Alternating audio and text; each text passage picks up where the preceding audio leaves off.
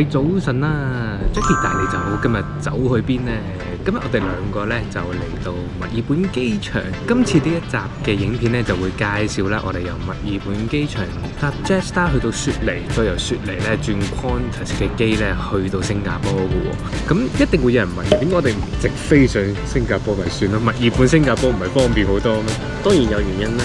係啦，冇錯啦。因為點解我哋要特登要咁樣兜一個圈上去新加坡嘅原因咧，就係因為咧，唔知各位有冇留意到新聞啦？芬蘭航空咧因為俄羅斯嘅戰爭嘅問題啦，所以有好多嘅航線都要取消，佢哋有多餘嘅飛機咧係冇用到嘅，所以咧 Qantas 咧就租借咗佢幾架機咧嚟行一啲 Qantas 嘅路線嚟嘅。咁今次我哋坐呢班嘅澳航由雪梨飛新加坡嘅航班咧，正正咧就係用緊呢個芬蘭航空嘅飛機嘅，所以點解我哋特登咧要兜上去咧，就為咗嘗試下坐呢個芬蘭航空嘅。如果唔係咧，除咗呢個機會之外，我諗我哋平時咧真係要飛北歐，真係飛芬蘭先有機會可以坐到芬蘭航空。咁我哋今次呢個影片咧就會介紹幾樣嘢嘅，就係比較一下由墨爾本去雪梨呢一架嘅 domestic 嘅 Jetstar 飛機啦，之後就對比一下由雪梨飛去新加坡嘅商務艙客位啦。咁我哋今日咧就會坐呢兩班飛機，咁我哋而家咧係朝頭早嘅5點鐘，就要準備坐我哋今日第一班飛機啦。今朝起身個痛苦好辛苦，尋晚12點先瞓得着，即係3點半就要起身啦。不過今次咧都係我第一次由雪梨飛出澳洲，我從來未喺雪梨嘅國際機場搭過飛機。我好耐之前咧就飛過一次，咁其實個雪梨機場其實幾靚。係啦，所以今次咧就順便同大家介紹一下雪梨嘅機場啦，同埋雪梨嗰個 Qantas Lounge 究竟係咩樣，我都未入過去，所以就今日咧呢一段片就介紹呢幾樣嘢啦。如果各位有興趣繼續睇落去嘅話咧，麻煩俾個 like 我 subscribe 呢個 channel。如果有任何問題咧，都歡迎留言話俾我知嘅。咁除咗呢段片之外咧，我哋嚟緊咧就會陸陸續續推出我哋今次去旅行嘅旅遊 vlog 噶啦，就係分別去新加坡、清邁同埋曼谷嘅。如果大家有興趣嘅話，記住 follow 我呢個 channel 啦。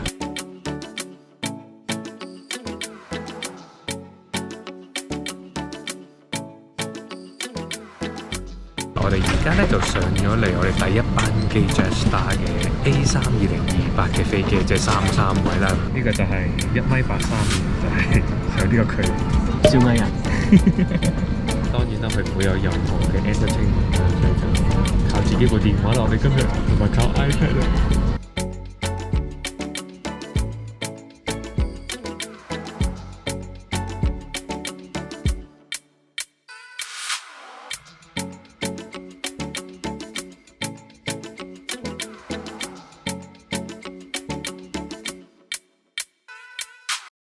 1 hour later， 終於到達雪梨啦！我哋補咗個面，好咗好多。嗰架機一起飛嗰一下我就瞓着咗啦，係暴斃，因為我係頭先聽緊 podcast 嘅，我個 podcast 1個鐘嘅，未聽完嘅時候要飛到上雪梨上空，係已經喺上空兜咗幾個圈排緊隊過嚟。做到嘢你幾時？因為我哋班機原本去6點鐘，跟住 delay 就 delay 差唔多成接近半個鐘，超過半個鐘。但係我哋竟然係遲咗5分鐘就可以到悉尼。冇錯啦，咁我哋而家就要攞行李，因為由 domestic 轉去國際線咧，就要自己攞行李去到國際航廈再 check in 過，所以而家我哋就要做呢個動作啦。最緊要係咩？雪梨嘅國際同 domestic 佢唔係黐埋嘅，仲要坐車。A few inches later， 第一次嚟到雪梨機場啦，咁而家就準備去揾地方 check in， 好遠，因為佢抌低我哋嘅喺一個盡頭嘅巴士落車嘅地方。咁而家 Qantas 嗰個咧喺個 terminal 嘅另外一頭，所以而家要由一邊行去另外一邊。健步如飛嘅 Kevin，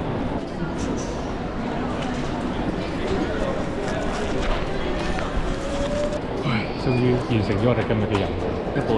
好攰喎！而家呢一刻，原來佢轉機場係咁麻煩嘅事。因為你唔係 Qantas 自己轉機，即係 Qantas 轉 Qantas 嘅話就會舒服好多，因為你喺 domestic 禁區已經有架出口直接嚟到呢一度。雪梨個禁區咧熱鬧過 Melbourne 好多，係啊，可能呢度真係機多人多咧，成個機場都好熱鬧。Melbourne 你知飛親出去都覺得好安靜噶嘛，係靜冇人講嘢噶嘛，但嚟到呢度就覺得哇，呢個係機場，去旅行大家好開心嗰種感覺係。同埋佢相對咧啲鋪頭都比較大間，有 LV 啦，你睇下有 Tiffany。Melbourne 嗰啲真係乜都冇晒，所以幾經辛苦，終於坐咗喺個 lounge 度啦。你會唔會再選擇多次咁樣轉機？可以，但係我哋今次本身咁樣轉機嘅話，佢預留咗3個鐘俾我哋，都有少少講。我哋頭先係大概7點半 land 啦架機，咁 land 完之後到搞晒所有嘢，到入到嚟個 lounge 坐低咧，已經係8點45分。其實我係好趕時間入嚟飲杯咖啡，我真係好眼瞓。係今朝未飲咖啡，我哋兩個因為完全未有時間去飲咖啡。所以頭先 Jackie 話我喺呢個機場裏邊穿州過省，頂唔好似打仗咁，因為我真係好想飲咖啡，冇講笑。去到國際航廈已經講緊8點鐘㗎啦，但係好彩因為 business check in 快，過海關快，有專用嘅通道，所以就相對係快咗我哋。呢次係用咗15分鐘，我哋入咗嚟。反而係個 X 光嗰度相對係耐少少，因為佢係用緊舊嗰個。係啦，仲用緊舊機，佢哋真係哇，乜都要拎出嚟喎。因為 Melbourne 用緊新嘅 X 光機，所以連電腦都唔需要拎出嚟。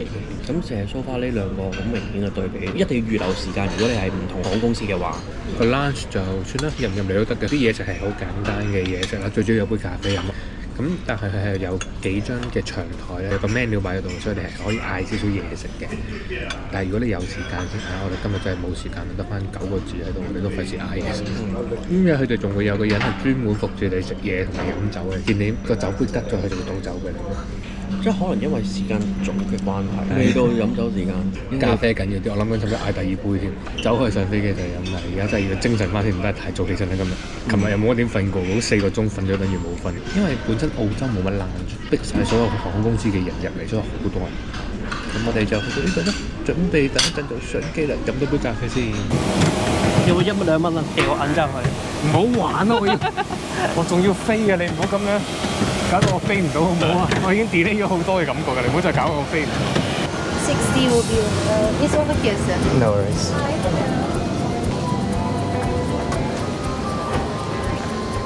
開心，終於上到機啦！燥底完之後，我即刻上到機啦。我哋開始我哋嘅旅程，就唔好再燥底啦，你好唔好？好啦，我哋幾經辛苦，終於上到嚟我哋今日架機啦。我哋今次係坐芬蘭航空，咁我哋就睇下芬蘭航空嘅商務艙究竟有啲咩嘢啦。Cheers! Thanks very much。呢個就係佢嘅熒幕啦，非常之大個。佢呢個熒幕咧，個 mon 嘅 size 啦，同埋佢嘅順暢度咧都好高嘅，即係唔會話有 kick 啊，同埋有啲 delay 嘅感覺。佢有啲 flight camera，即係可能影到個機底啊，或者可能係機翼啊唔同嘅位置，咁所以都係我比較中意嘅一樣嘢咯。咁之後咧，呢度就係攤平瞓入去隻腳伸入去嘅地方，佢呢度有個床單同被，暫時擺咗喺度先。呢度有個好細嘅 storage 嘅位置。咁之後睇下我哋個位置啦，就有套睡衣 Qantas 嘅睡衣，我已經有一套呢個第2套 cushion 有2個。咁後面咧就係有呢一個遙控器，同埋佢哋 Qantas 嘅 headphone 插電位就喺呢一度。之後呢一個就係佢嘅安全帶，呢一度咧仲有下面嘅安全帶，當你瞓低嘅時候咧就可以扣埋呢個安全帶嘅。下面咧仲有個插頭嘅，如果有需要嘅話，呢度就可以插電。呢個位置咧有個無線充電位，咁你就可以將你個電話擺喺度插電嘅。究竟插唔插到電呢？插到嘅，插到嘅，我先已經插緊。今日嘅商務客位嘅化妝台就係呢一個。呢個袋咧應該係新嘅，因為咧之前我睇啲 YouTuber 咧去介紹咧呢一隻機啱啱開始呢一個航線嘅時候，佢嘅過夜包都係用緊佢100週年嗰個嘅，同埋用緊芬蘭航空嘅睡衣嘅。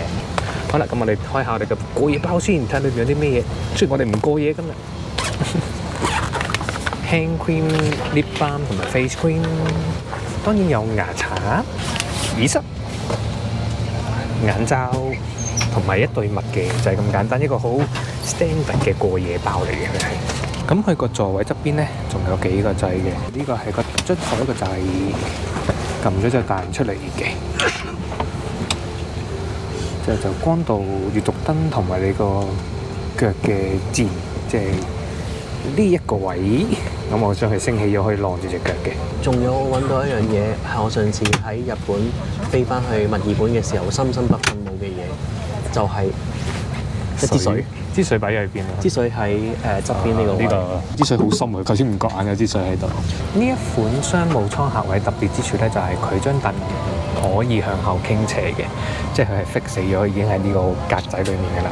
中間嗰條罅咧係有個墊大髀位咧，就將佢升起上嚟之後咧，你就可以成個人瞓低穿入頭先嗰個窿入邊，即係擺被嗰個窿入邊嘅。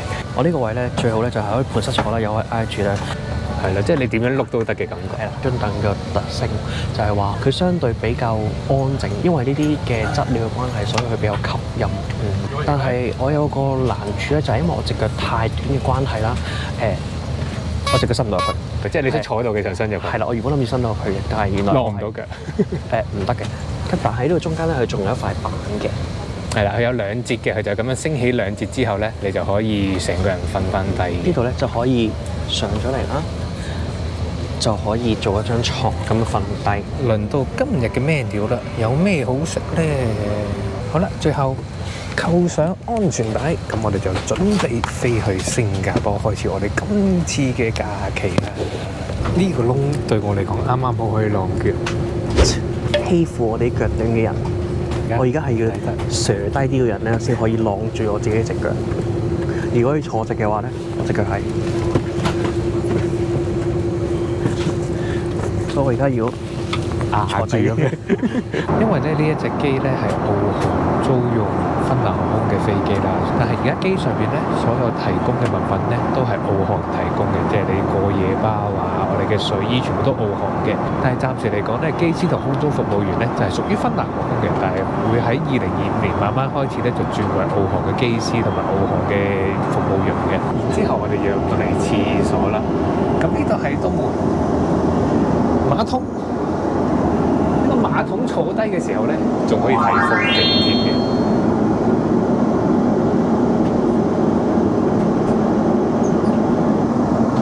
呢個廁所咧都相對大嘅，睇下，相對闊落好多，所以要喺度用廁所都唔係一個問題，要換衫都方便嘅。咁當然前邊有鏡啦，咁除咗呢塊之外，後面都有塊全身鏡嘅。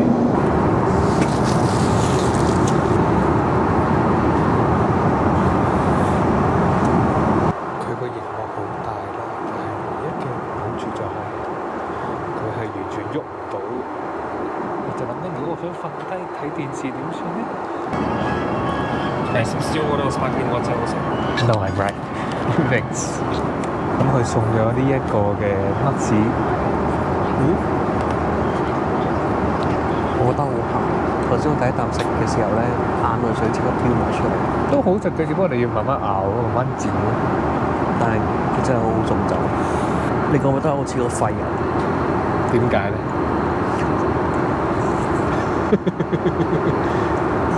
因為頭先我諗住拉到嚟呢度就已經冇啦，原來佢拉到過嚟之後咧，再可以咬一咬，跟住我可以將杯再放過多少少俾我飲，唔使我起身拎。我諗呢個係你最想喺屋企有嘅設計，就可以拉到最近。係。Thanks。Cheers。最中意食嘅牛油，呢個係 pumpkin and ginger，飲落去咧。我覺得似飲緊冬陰功嘅味，湯甜味唔係好覺眼，因為啲薑會辣，即係有酸酸辣辣嘅味。酸薑都唔會酸啊嘛？你試下就知嘅啦。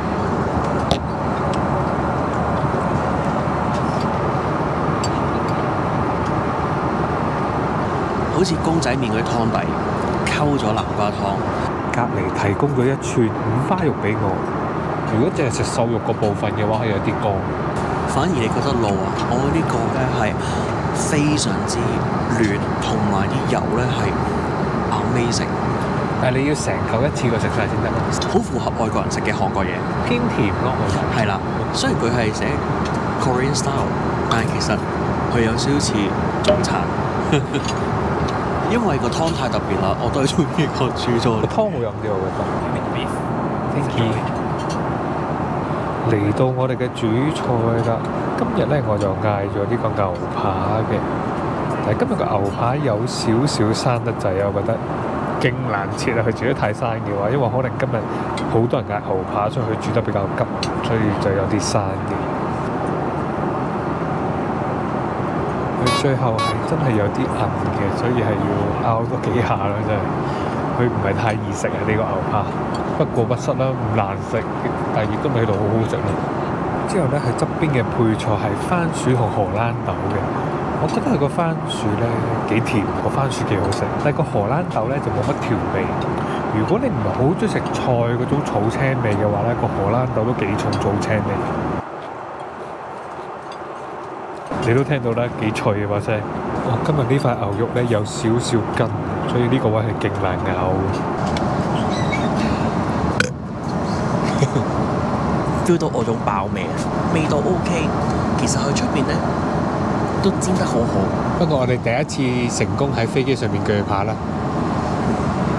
，cheese。但係 so far 你覺得呢一個餐飲服務點啊？佢嘅服務做得好好嘅，因為始終而家我哋喺度工作嘅員工全部都係新加坡 base 嘅員工嚟，所以係亞洲式嘅服務嚟嘅，所以做得唔錯嘅啫。但係我覺得佢出餐嘅速度比我想象中好慢。係今日係慢嘅，但係不過因為我哋今次呢個商務位嘅客人都幾多嘅，咁我哋之後就等埋我哋個甜品。今晚食完甜品，我諗都2點幾啦，之後隔多一陣，佢要上多餐俾我哋啦。我開頭咧仲諗緊，其實我咪食緊法國餐。甜品時間，咁我就叫到個 chocolate mousse。我哋連最後個甜品都食完啦，咁甜品嘅選擇有芝士、有生果、有朱古力慕斯同埋有雪糕三文治嘅。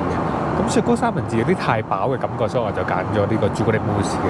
朱古力慕斯好食，佢一定係甜嘅啦，你唔好預佢唔甜，甜品冇可能唔甜嘅喺澳洲。佢又好好食，有少少流嘅，我都冇食晒。咁上邊咧仲滲咗啲脆片添嘅，滗落去到中間底部嘅時候咧，就會有一啲嘅蛋糕，所以都幾好食嘅。佢呢個都係一個幾平均嘅一個甜品嚟嘅。食完飯去到休息嘅時間啦，咁喺下一餐之前咧就可以好好咁瞓翻一陣啦。因為芬蘭航空個商務位咧就係已經固定咗嘅，所以咧你瞓嘅方式就係咁樣嘅，好似我咁瞓落去。另外嗰邊咧就係將隻腳伸到最入嘅啫。嗱，我而家係1.83米喎，所以都仲有少少空位嘅，但係再高多少少就可能唔得㗎啦。咁另外啦，因為我唔想擺個袋上樓上方便攞嘢啦，所以呢度咧其實係本身應該係可以俾你屈腳咧，你個膝頭哥擺呢度嘅，但係我就呢度頂住咗，所以冇乜所謂，簡單瞓下啫，我都係。好啦，咁而家休息一陣，去到下一餐嘅時候，再同大家見面咯。終於到我食啦，等咗好耐。Jackie 食完之後，我起碼等咗成15分鐘我先有得食。咁 Jackie 嚟講到咧，呢個飯咧非常好食，所以咧我都一定要試一試。我唔覺得佢係炒飯，因為佢咧相對之下咧比較濕潤，同埋啲飯咧比較腍身，但係佢嘅味道咧係有少少辣，加上咧佢個味道咧佢有冬菇啦，再加多少少豉油，所以咧係我好中意嘅。個飯瞬間就已經搞掂咗啦。啲蝦咧唔會係冇味啦，係啲蝦嘅肉咧係比較新鮮，所以咬落去咧啲肉咧係好紮實，所以呢個飯咧我會覺得咧真係可以俾好高嘅評價之餘，亦都真係需要去試一試嘅。最中意睇飛機降落嘅 Kevin。See ya，拜拜。耶！到達新加坡。有冇瞓覺啊你？冇乜點瞓過，瞓瞌咗一陣咯，冇瞓着。根據你嘅 statement 話俾我聽，我扯咗3次鼻鼾。唔係，你扯咗3個鐘鼻鼾。扯咗3個鐘鼻鼾？我喺你隔離咗好明顯，但係我唔知其他人聽唔聽。即係呢啲明唔明啊？眼瞓咯。咁我哋講埋最後搭呢個芬蘭航空嘅感想係咩嚟？整體舒服嘅，係唯一出餐，我覺得係雖然賣唔多少少之外，所有嘅服務啊、配置啊，我覺得都係好好嘅。我反而會覺得佢個位其實唔係話特別好瞓。譬如我左邊係走廊啦，我要向右邊向入邊望住入邊瞓咧，我先可以屈住隻腳，咁就啱啱好 S 型伸到入個窿度。一係就平瞓，我就可以直瞓咁樣伸到入個窿度。但係如果要向住走廊嗰個方向瞓咧，我隻腳就伸唔到入個窿度㗎啦，佢會棘住咗。知唔知點解？點解咧？因為高，佢係將所有嘢要墊起變咗平瞓嘅。但係咧，佢又唔係完全平喎，有啲高高低低喎，所以有時咧你隻腳會棘下，即係會突然間突起咗少少嗰啲位，特別係嗰個側邊嗰個 storage 嗰個位置，嗰、個蓋係突起咗嘅。頭先我有一下咧，我覺得唔知係究竟係咩情況之下突然好熱好熱，佢個溫度咯，熱下凍下咯，即係我又要冚被覆被嘅，好唔穩定個溫度。啱啱上機嘅時候好凍，我哋要開被冚開始瞓覺啦。但係一瞓覺之後咧，就開始熱咧，我係攬住張被瞓，我連冚都冇冚到。咁我哋今日段片咧就講關於我哋搭呢個芬蘭航空嘅商務客位啦。如果大家有興趣睇我哋喺新加坡呢幾日會去邊度玩嘅話咧，就記住繼續 follow 我哋個 channel 啦。咁我哋呢一集就去到呢度啦，下次就同大家見面啦，拜拜。